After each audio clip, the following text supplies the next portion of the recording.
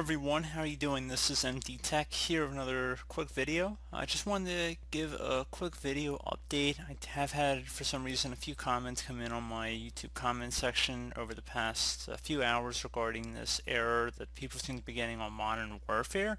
And I did find this helpful article posted by some admins over on the Modern Warfare subreddit. And I just wanted to put out there that it looks like they do currently have a workaround that they're suggesting to lowering your graphics in game to hopefully help resolve the problem in the meantime. And they are currently working on a fix for the problem. And you can also try a scan or repair option through the battle.net application.